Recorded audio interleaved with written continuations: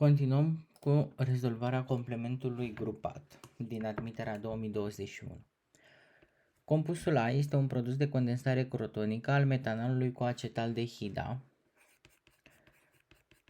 Afirmațiile adevărate referitoare la următoarea schemă de reacție sunt: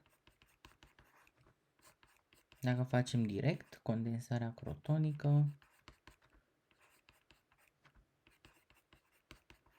vom obține acroleina, care este compusul A.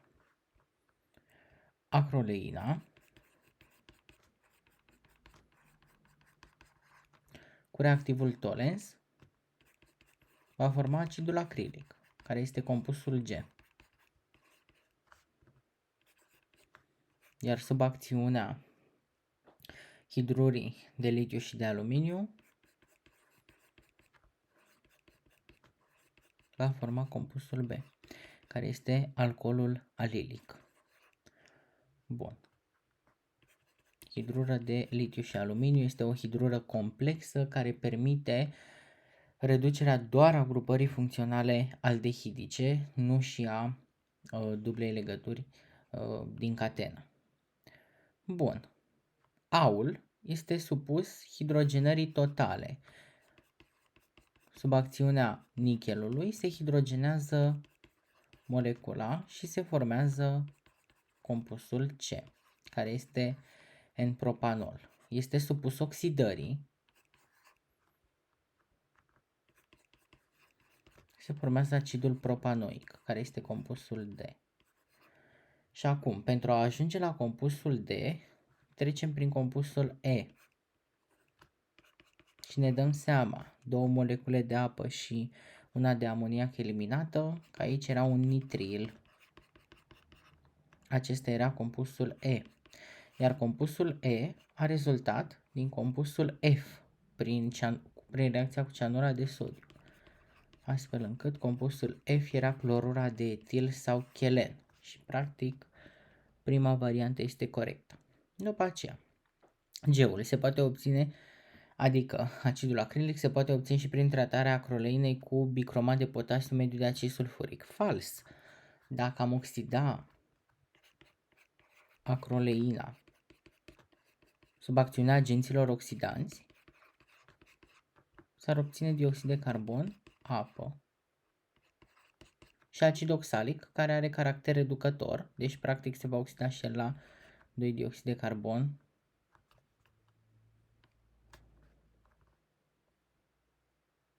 și apă. Deci vom obține în final doar dioxid de carbon și apă. B și D, adică compusul B și compusul D, au aceeași nesaturare echivalentă. Da, 1. E-ul se poate obține și prin amonoxidarea propenei. Prin amonoxidarea propenei se obține acrilonitril. Este o reacție specială de obținere a acrilonitrilului, deci nu se poate obține compusul E. Prin urmare, răspunsul final și cel corect este B-ul. Se consideră speciile chimice cu caracter bazic. Afirmațiile corecte sunt: constanta de bazicitate pentru 2 este mai mare decât constanta de bazicitate pentru 1.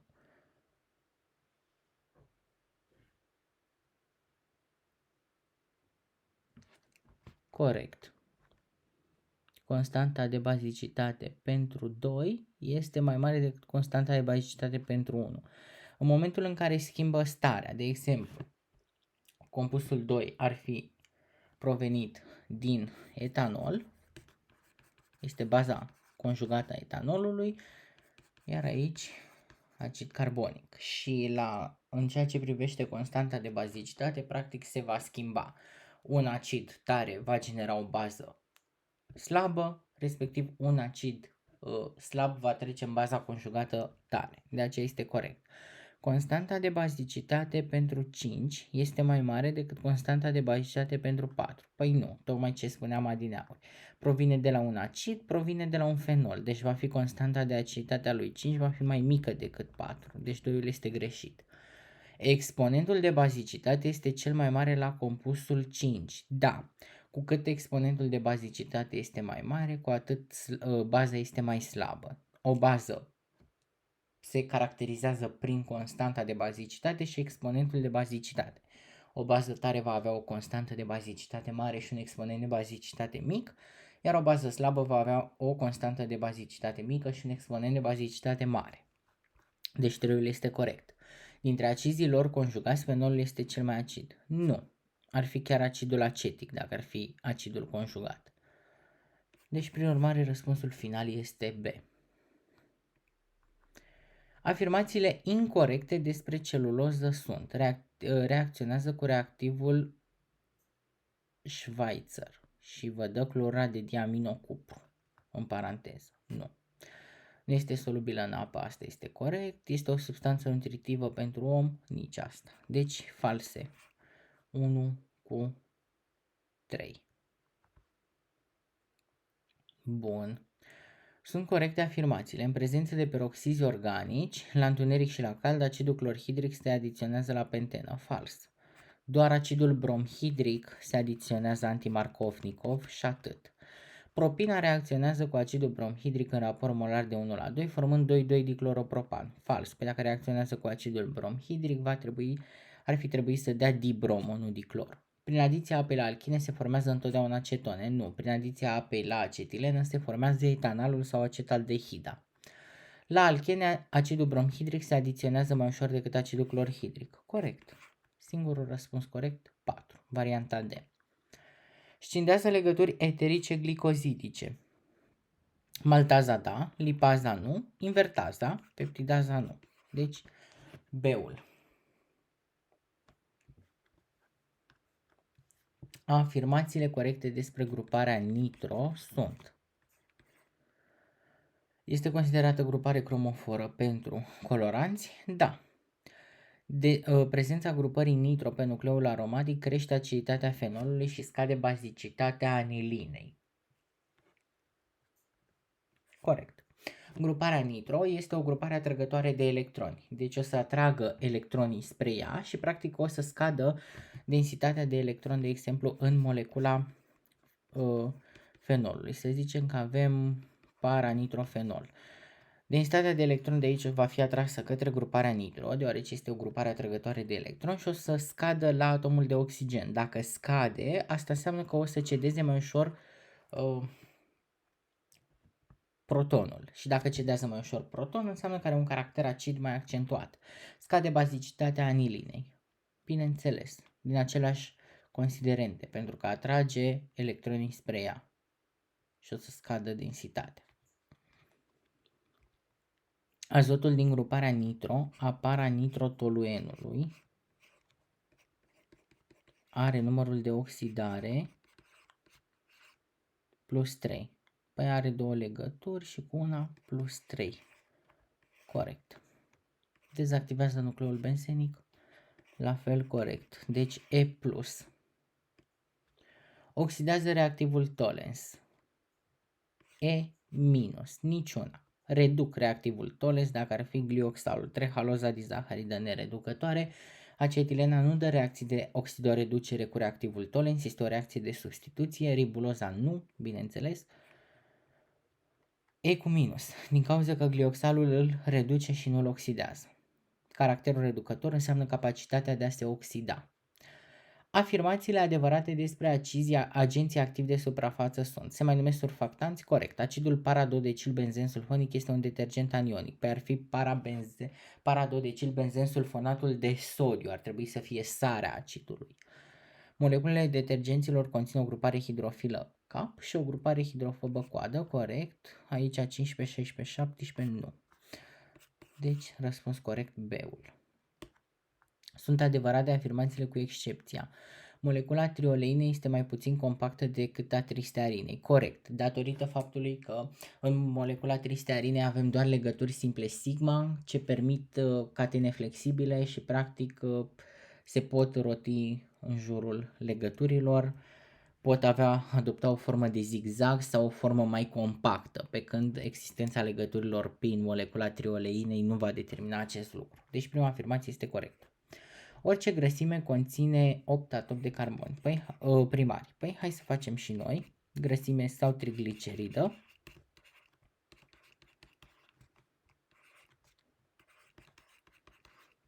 să scriem o formulă generală.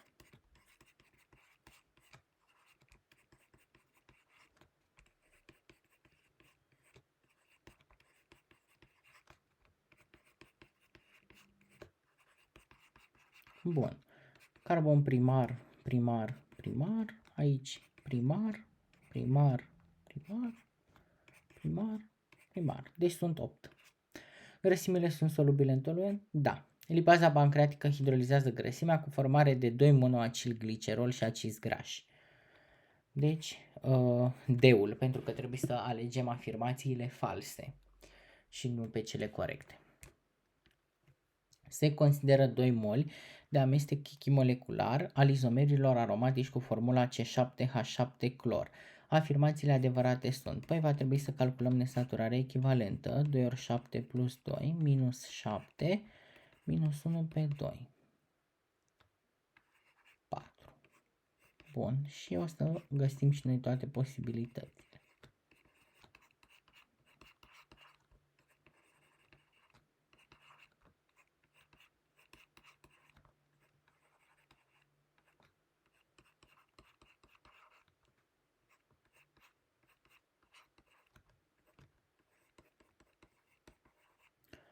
La tratarea amestecului în prezență de sunt 4, asta înseamnă amestec molecular, 4x egal cu 2, rezultă x egal cu 0,5.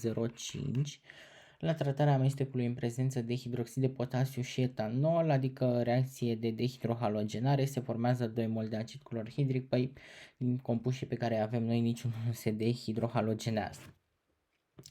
La reacția cu benzenul, pe clorură de aluminiu anhidră, se formează 84 grame de hidrocarbură. Deci am avea benzen, singura posibilitate care ar putea să reacționeze este clorura de benzil, deoarece ceilalți au reactivitate scăzută și atunci să vedem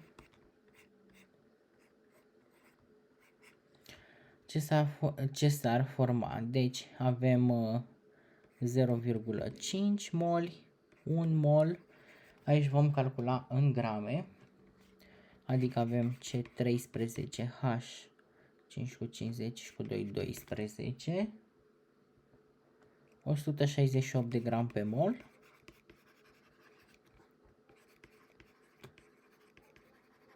Și aici una. Iar A este egal cu 168 ori 0,5 sau 168 ori 1 pe 2, deci 168 împărțit la 2, 84 de grame. Varianta 2 este corectă. 3 dintre izomeri conțin câte un atom de carbon nular. Nu văd atom de carbon nular. La tratarea cu o soluție apoastă de bază tare, adică hidroliză, se formează 0,5 mol de acid clorhidric. Păi, cine poate hidroliza în condiții normale? Doar clorura de benzil. Ar fi singura opțiune, ceilalți au reactivitate scăzută. Din nou, mare atenție la această capcană, care apare frecvent în examen, după cum vedeți. Avem 0,5, deci se vor forma 0,5 mol de acid clorhidric. 2 cu 4. Răspunsul corect este C. Sunt reacții de substituție. Ortotoluidina cu acidul azotos și acid clorhidric, reacție de diazotare, reacție de substituție. În bromosuccinimida cu 1-pentena, pe tetraclorură de carbon este reacție de substituție în poziție alilică. Clora de benzen diazoniu cu beta-naftol, cuplare în mediu bazic, corect. Acid formic și izopropanol ar fi reacție de esterificare, reacție de substituție. Deci toate sunt reacții de substituție. Despre etilen glicol. Sunt adevărate afirmațiile. Se obține din etandial sau glioxal în prezență de sodiu și etanol. Sodiu și etanol este un sistem reducător. Sodiu și alcool și da, se obține. Bun. Un mol de etilenglicol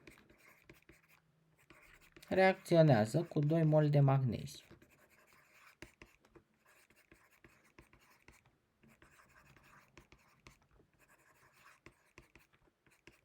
Nu, cu un singur mol. Se obține prin hidroliză din oxidul de etenă.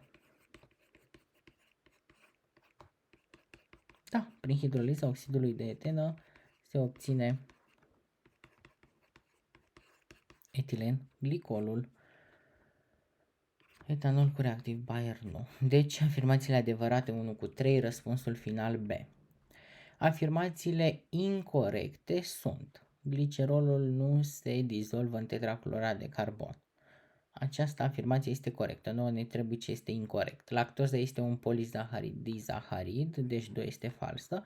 Butandiona și butandialul au același raport. Păi da, cu una este o dicetonă și dialdehidă, vor avea același raport atomic. Carbon, hidrogen, oxigen, toate alchinele cu formula moleculară C4H6 pot reacționa cu sodiul. Nu, doar alchinele marginale, este reacție chiar de diferențiere între ele. Doar cele care posedă un hidrogen activ la marginea catene, adică 1 butina, 2 butina nu poate. Deci afirmațiile incorrecte 2 cu 4. Referitor la peptidul glu-val-lis-gli. Glu. Val, lis, gli. Afirmațiile adevărate sunt: conțin 3 legături peptidice. Da, aceste liniuțe, ca să fie mai ușor de numărat, sunt legături peptidice. Sau aminoacizii constituiesc minus 1 întotdeauna. Sunt 4 minus 1, deci 3 legături peptidice. Aminoacidul în terminal este glu, da, pentru că el are gruparea aminoliberă. La pH 1, adică mediu acid, vom avea NH3+, plus, asta înseamnă că este încărcat pozitiv și este pentru că avem grupări aminolibere și este izomer cu peptidul gli, lis, val, glu. Da, sunt aceiași aminoacizi. Deci E cu plus. 87. Sunt adevărate afirmațiile cu excepția. Compusul 2-metil, 1-ciclohexena, 2-metil, prezintă 3 poziții alilice diferite. 1, 2, 3. Poziția alilică este poziția vecină dublei legături. Nu ne trebuie ce este fals. Clorura de alil se folosește la obținerea triolului, care este un compus de bază al grăsimilor. Da, clorura de alil se folosește la obținerea industrială a glicerinei, care este compusul de bază al grăsimilor.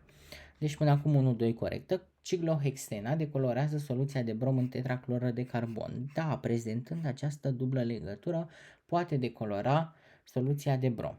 Produsul monoclorurat, obținut prin substituția alilică a ciclohexenei, deci produsul obținut prin substituția alilică, adică 3-clorociclohexena, reacționează cu benzenul în prezență de clorură de aluminiu anhidră. Mare atenție la condițiile de reacție, că ei de obicei vă dau și umedă să vă încurce, doar că aici au pus corect. Și formează 3-ciclohexilbenzen. Păi hai să vedem, practic se substituie clorul, se leagă benzenul. 3-ciclohexenil, nu ciclohexil. Deci afirmația 4 este falsă, răspuns final D-ul. Despre salicilatul de metil sunt adevărate afirmațiile. Prezintă un atom de carbon primar. Da. Acesta este nular. Bun. Raportul de masă carbon-oxigen este 1:2. Raport de masă. Deci avem 6, 7, 8 atomi la oxigen. 16/3. Bun. Adică 96/48. 2:1, nu 1:2. Deci unul este corect. Unul dintre compuși rezultați la hidroliza acidă în reacție cu anhidrida acetică. Păi, la hidroliza acidă a salicilatului de metil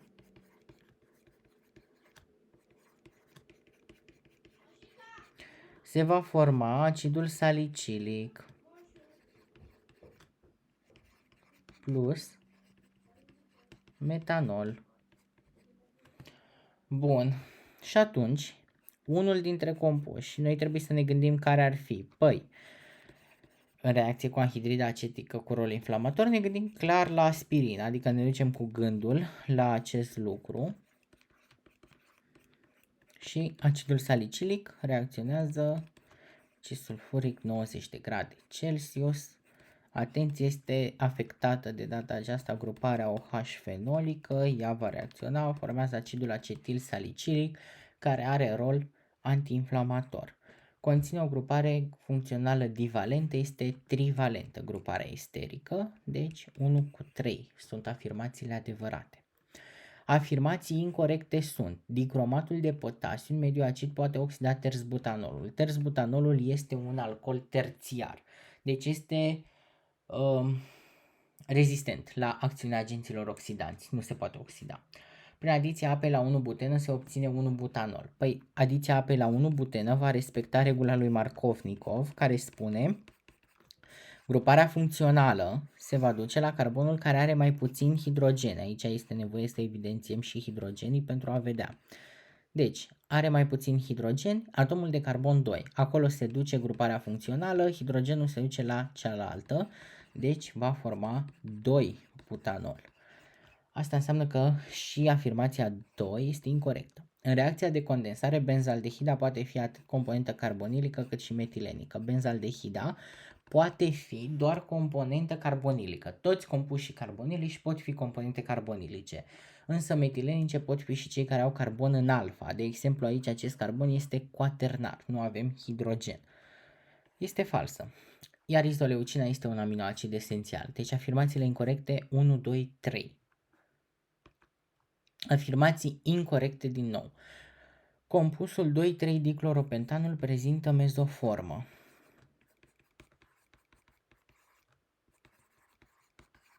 Avem 2 atomi de carbon asimetrici și dacă ar fi să tragem o linie imaginară, ce în stânga nu ar fi și în dreapta.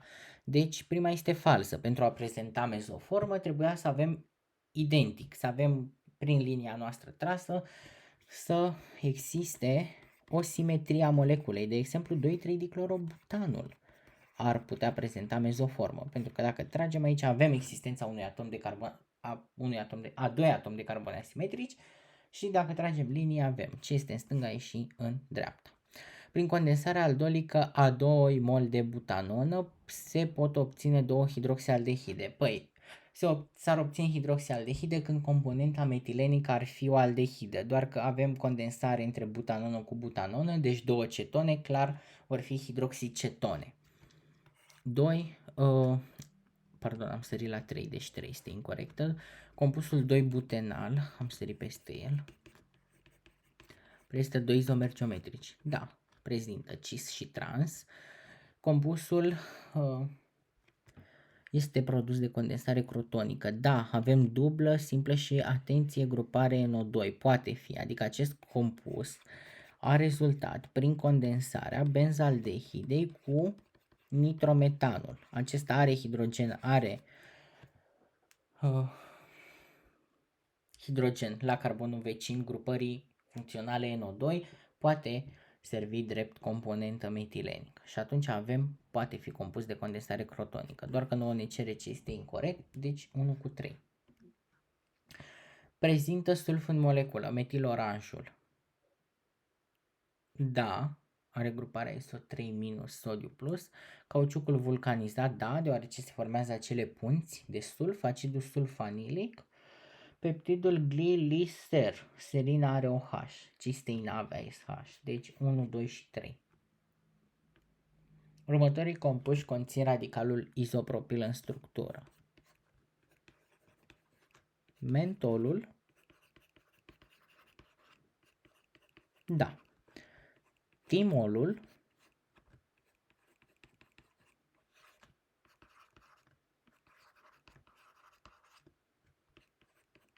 da. Cumen sau izopropil benzen, da. Alfa-metilstirenul, nu. Doar primii 3 conțin radicalul izopropil. Afirmațiile adevărate sunt: compușii cu dublă legătură de acest tip sunt numiți monomeri vinilici, elastomerii pot fi deformați numai temporar, acetatul de vinil are nesaturare echivalentă 2. 1, 2. Corect. Această formulă reprezintă formula polistirenului? Nu. Nucleul benzenic ar fi trebuit să fie în afară. Aceasta ar fi formula polistirenului. Mare grijă. Trebuie să fie în afară. Deci este fals. Aul. 94. Afirmațiile adevărate sunt: alanina naturală de extrogiră. Corect. Cisteina era levogiră. Soluția rezultată la hidroliza zaharozei este levogiră. Da, zaharoza este o... zaharoza prin hidroliză va forma zahărul invertit, care este format din glucoză, dextrogiră și fructoză puternic levogiră, doar că soluția rezultată la hidroliza zaharozei este levogiră. Formele ciclice ale monozaharidelor sunt mai stabile decât formele aciclice, corect, iar în soluție bazică, pH 13, alanina se află sub formă de cation. pH 13, mediu bazic, deci va trebui să avem CO cu minus, este sub formă de anion. Ar fi aul. Bun. Sunt izomeri de funcțiune al acidului fenilacetic.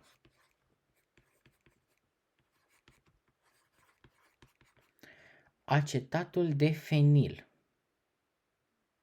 Fenilacetic, acetat de fenil, corect. Formiat de benzil, benzoat de metil. Acidul ortometil benzoic. Ar fi de catenă. Deci primii 3. Afirmațiile adevărate sunt: la hidroliza unui amestec de zaharoză și celobioză, aflate în raport molar de 2 la 1, rezultă alfa-glucoză și beta-glucoză raport molar de 1 la 1. Păi, prin hidroliza zaharozei se formează alfa-glucoză plus beta-fructoză, iar din hidroliza celobiozei beta-glucoză 2 molecule. Și avem raport molar 2 la 1. Deci se vor forma 2 mol de alfa-glucoză, 2 mol de beta-glucoză. Asta înseamnă că raportul simplificat este 1 la 1. Macromoleculele de amiloză sunt răsucite în spirală și ramificațiile se regăsesc la intervale de 25 de unități de glucoză, de amilopectină, nu amiloză. Prin reducerea de ribulozei se obțin ribitol și arabitol. Corect. 1 mol de gluconat de calciu se obține din 2 mol de acid glutamic, de acid gluconic și 1 mol de hidroxid de calciu, C6, H12O7 plus hidroxidul de calciu, C6, H11O7 luat de 2 ori calciu plus apă. Deci avem 2 mol de acid gluconic. Mare atenție la acest aspect. Afirmațiile incorrecte sunt: oxidarea paraxilenului la temperatură în prezență de permanganat de potasiu, mediu de acid sulfuric, urmată de eliminarea unei molecule de apă, formează anhidridă ftalică. Incorrect. Oxidarea paraxilenului aduce la acidul tereftalic, doar că acesta nu poate elimina apă. Deci prima este incorrectă. Acetatul de amil este un derivat funcțional al acidului pentanoic. Acetatul de amil al acidului acetic. Dimetilformamida are 3 atomi de carbon primar. Peste nular, nular, nular. Deci nu. În prezență de hidroxid de sodiu, formiatul de metil ar forma metoxid de sodiu și formiat de sodiu. Formiat de sodiu corect plus metanol, nu metoxid de sodiu, pentru că alcoolii nu reacționează cu hidroxidul de sodiu, deoarece cum ar decurge reacția teoretic. S-ar forma într-adevăr metoxid de sodiu teoretic plus apă. Doar că alcoolul este mai slab decât apa, deci este incorrect. Acidul care intră în reacție trebuie să fie mai tare decât cel care este. Nu este posibilă. Și atunci toate afirmațiile sunt false. În condiții obișnuite sunt gaze. Metanalul corect, compusul 2-butina este lichid. Primii 3 termeni de la acetilene, etina, propina și 1-butina sunt gaze. Aici avem lichid. Izobutena, da, acetilura de dicupru deja este solid. B-ul. Se formează amoniac în reacțiile. Hidroliza acetamidei. Acetamidă plus prin hidroliză ne dă acid acetic și amoniac. Corect. Amonoxidarea propenei. Mare atenție la capcanele de acest tip. În amonoxidarea propenei folosim amoniac, nu îl obținem.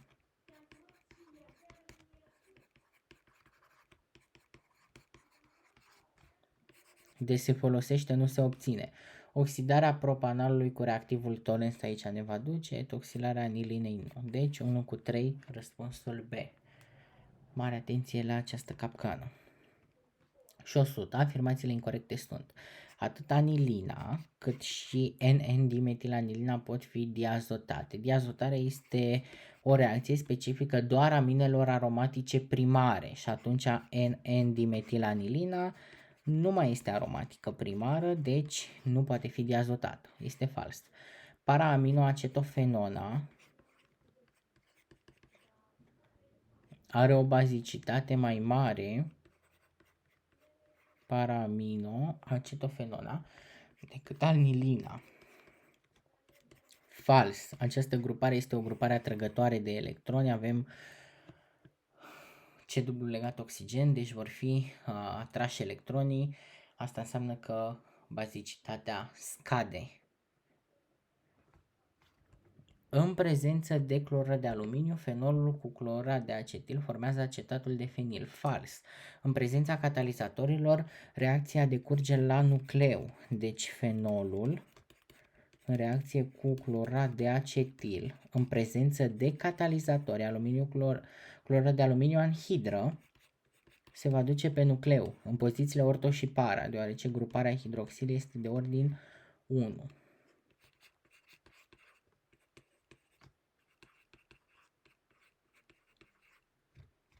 Anilina reacționează direct cu bromul în absența catalizatorului de bromură de aluminiu, formând 2,4,6 tribromoanilină. Corect. Deci răspunsul final A. Și cam acestea au fost subiectele din 2021.